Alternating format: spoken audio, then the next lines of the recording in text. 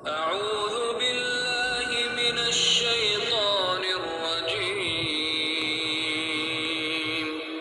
بسم الله الرحمن الرحيم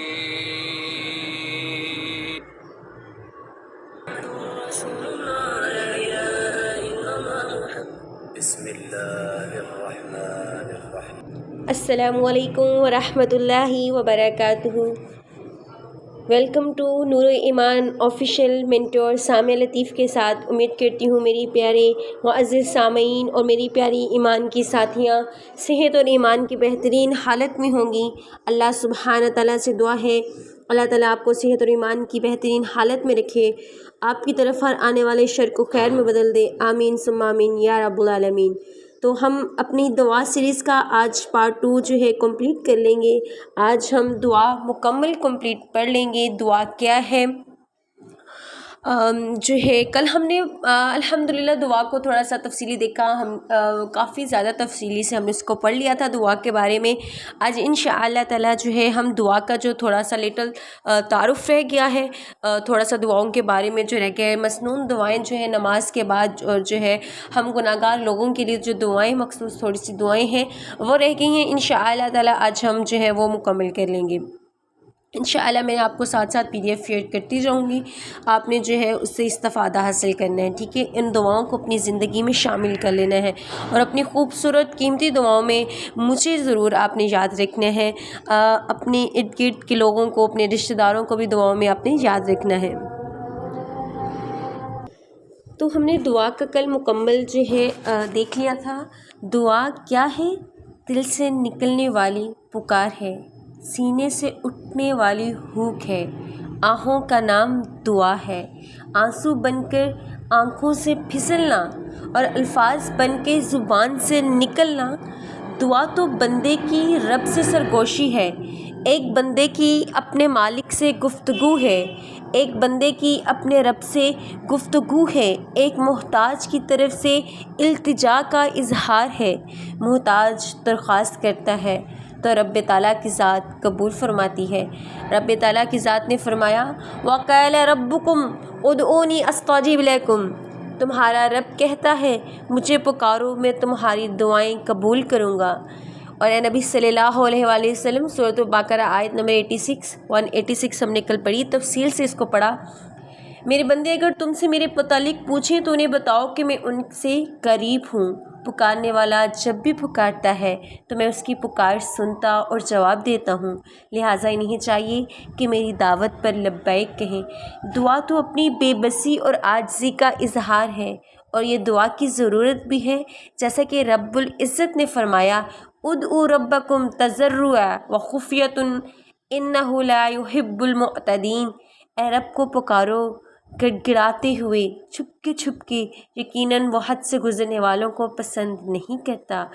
دعا میں عظمتوں والے رب کا خوف اور رحمتوں کی بارش کرنے والے رب سے امید ہوتی ہے، یہی دعا کے لیے رب کا مطالبہ بھی ہے۔ فرمایا وَادْعُوا خَوْفًا وَطَمَعًا إِنَّ رَحْمَتَ اللَّهِ قَرِيبٌ مِّنَ الْمُحْسِنِينَ، اور خدا ہی کو پکارو خوف کے ساتھ، خوفاً طمعاً، خوف کے ساتھ اور طمع کے ساتھ، یعنی ڈر جانے کے ساتھ، یقیناً اللہ تعالیٰ کی رحمت نیک کردار لوگوں سے قریب ہے۔ دعا مانگنا ہی عبادت ہے۔ حضرت نعمان بن بشیر رضی اللہ تعالیٰ عنہ فرماتے ہیں رسول اکرم صلی اللہ علیہ وآلہ وسلم نے فرمایا الدعاء هو العباد، دعا ہی عبادت ہے۔ انسان دعا کے لیے جب رب کے آگے ہاتھ پھیلاتا ہے تو رب کو پسند آ جاتا ہے۔ رسول اکرم صلی اللہ علیہ وسلم نے فرمایا اللہ کے نزدیک دعا سے زیادہ عظمت والا کوئی عمل نہیں ہے، دعا عبادت کا مرکز ہے۔ تو میری پیاری معزز سامعین اور میری پیاری ایمان کے ساتھیوں، ایمان کے طالب، آپ نے اپنی دعاؤں کو اپنی زندگی میں شامل کر لینا ہے۔ سب سے پہلے جو ہے ہم نماز کے بعد جو ہے اذکار دیکھتے ہیں، جو خوبصورت اذکار پڑھتے ہیں۔ سلام پھیرنے کے فوراً بعد سب سے پہلے تو ہم تکبیر کہیں گے اللہ اکبر، اور سلام پھیرنے کے بعد استغفار کریں گے، استغفر اللہ استغفر اللہ استغفر اللہ۔ میں اللہ سے مغفرت چاہتی ہوں یا مغفرت مانگتا ہوں، میں اللہ سے مغفرت مانگتی ہوں، میں اللہ سے مغفرت مانگتا ہوں۔ آپ نے سلام پھیرنے کے بعد جو ہے سلامتی کی دعا کرنی ہے. میں اس کو پروناؤنس یعنی پڑھ کے سنا دیتی ہوں، عربی پڑھنے میں غلطی نہ کیجیے گا. اللہم انت السلام ومنک السلام تبارکت یا ذا الجلال والاکرام. الہی تو سلام ہے اور تیری ہی طرف سے سلامتی ہے، اے ذوالجلال و اکرام تو بڑا ہی بابرکت ہے. اللہ تعالیٰ کی توحید کا پھر اقرار کرنا ہے. لا الہ الا اللہ وحدہ لا شریک لہ لہ الملک ولہ الحمد وہو علی کل شیء قدیر. اللہم لا مانع لما اعطیت ولا معطی لما منعت ولا ينفع ذا الجد منک الجد. اللہ تعالیٰ کے سوا کوئی معبود نہیں، وہ اکیلا ہے، اس کا کوئی شریک نہیں، اسی کے لیے بادشاہت ہے، اسی کے لیے ساری تعریف ہے، وہ ہر چیز پر قادر ہے. اے اللہ تیری عطا کوئی روکنے والا نہیں، تیری دی ہوئی چیز کوئی عطا کرنے والا نہیں، اور دولت مند کو اس کی دولت تیرے عذاب سے بچا نہیں سکتی. گناہوں سے روکنے اور عبادت پر قدرت پانے کے لیے دعا ہے یہ آگے، اس کا میں ترجمہ آپ کو پڑھ دیتی ہوں. اے اللہ کے سوا کوئی معبود نہیں، وہ اکیلا ہے، اس کا کوئی شریک نہیں، اسی کے لیے بادشاہت ہے، اسی کے لیے ساری تعریف ہے، وہ ہر چیز پر قادر ہے. گناہوں سے رکنا اور عبادت پر قدرت پانا صرف اللہ کی توفیق سے ہے. اللہ تعالیٰ کے سوا کوئی معبود نہیں اور ہم اس کی عبادت کرتے ہیں. وَلَا نَعْبُدُ إِنَّا ہم اس کی عبادت کرتے ہیں. إِيَّاهُ لَهُ نِعْمَتُهُ ہر نعمت کا مالک وہی ہے. وَلَهُ الْفَضْلُ وَلَوْ شَاءَ اللہ تعالیٰ ہر نعمت کا مالک وہی ہے اور سارا فضل اسی کی ملکیت میں ہے. ولا حسنہ ہے، یہ معذرت کے ساتھ ولا حسنہ ہے، ٹھیک ہے. ولا حسنہ حسن ولا حسنہ الحسن، یعنی اس کا حسنہ کا مطلب ہوتا ہے الحسن یعنی اچھائی، یعنی تعریف سب اسی کے لیے ہے.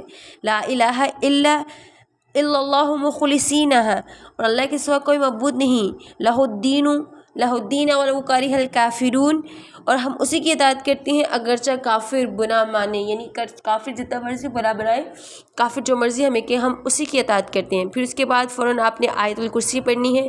پھر اللہ کا ذکر و شکر ادا کرنے کے بعد اللہ تعالیٰ سے دعا کرنی ہے. اللہم اعنی علی ذکرک و شکرک و حسن عبادتک، اے میرے رب میرے ذکر کرنے اور شکر کرنے اور اچھی عبادت کرنے میں میری مدد فرما.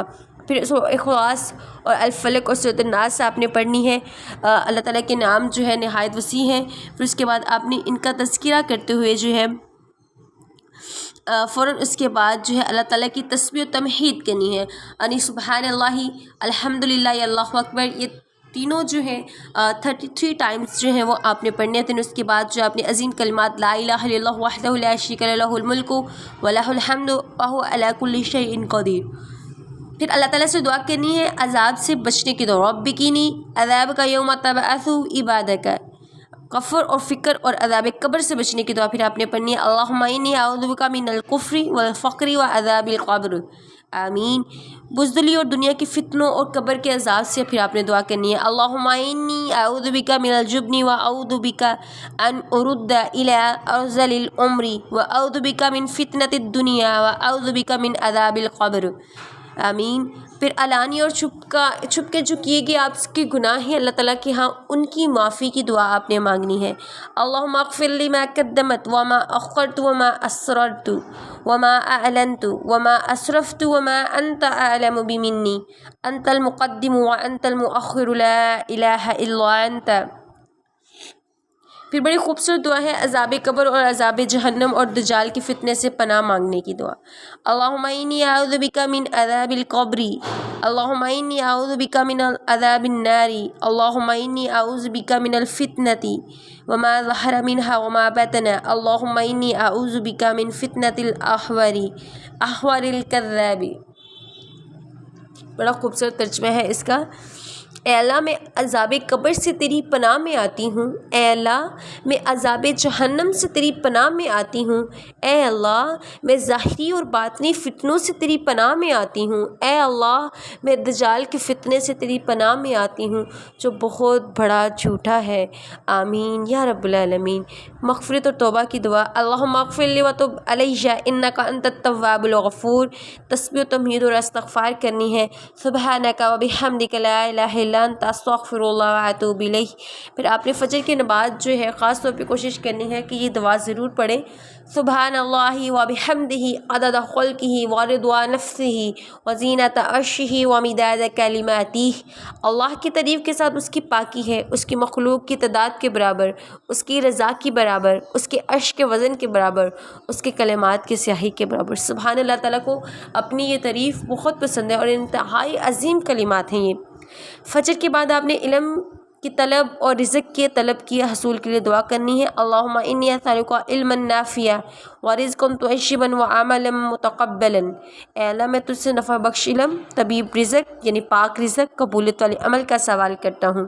پھر اپنے سبحان اللہ و لا الہ الا اللہ کوشش کریں کہ فجر کی نماز کے بعد جو ہے اپنے ذکر کی روٹین کو تھوڑے سا بڑھائیں، تاکہ جو ذکر کی روٹین آپ کی جتنی زیادہ ہوگی، آپ ذکر کے بعد جو دعا کریں گی انشاءاللہ تعالیٰ آپ کے لیے قابل قبول ہوگی۔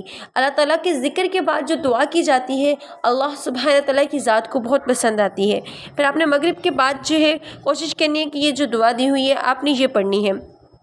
آپ نے اسی طریقے سے نماز فطر میں جو ہے کوشش کرنی ہے سبحان المالک القدوسی رب الملائکۃ والروح۔ سبحان المالک القدوسی جو ہے 3 دفعہ اور رب الملائکۃ والروح۔ ایک فطر نماز کے بعد نماز عشاء جب پڑھتے ہیں اس کے بعد کوشش کیا کریں یہ 3 دفعہ یہ کلمات پڑھ لیا کریں، انتہائی پاکیزہ کلمات ہیں یہ۔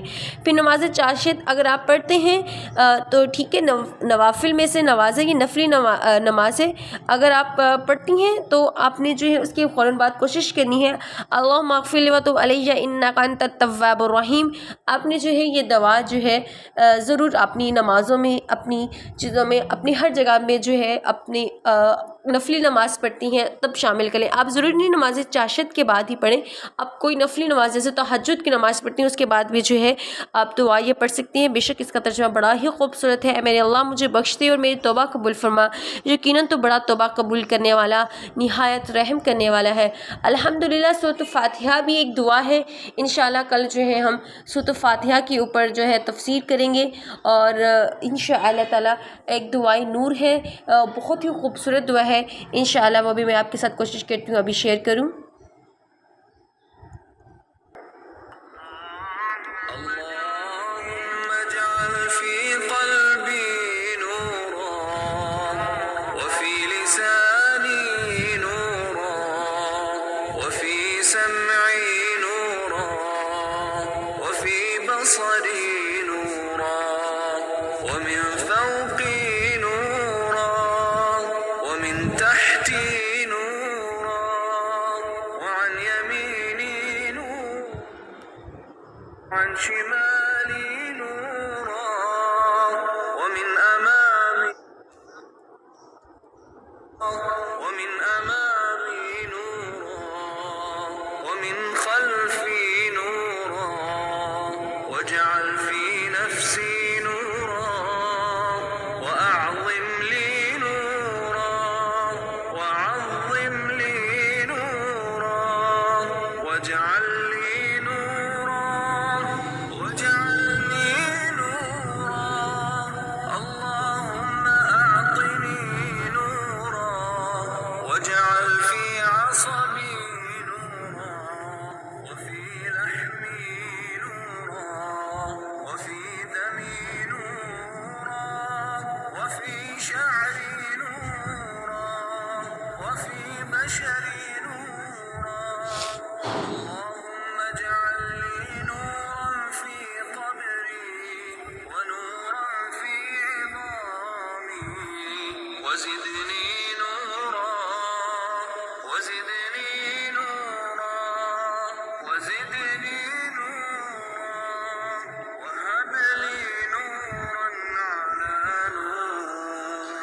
آمین آمین ثم آمین۔ یہ بہت ہی خوبصورت دعا ہے، آپ نے کوشش کرنی ہے جو ہے اپنی نمازوں میں شامل کریں، ٹھیک ہے۔ اپنی ہوسٹ سامع لطیف نور ایمان آفیشیل کو اجازت دیجیے اور اپنی بہت ساری دعاؤں میں یاد رکھیے گا۔ السلام علیکم ورحمۃ اللہ وبرکاتہ۔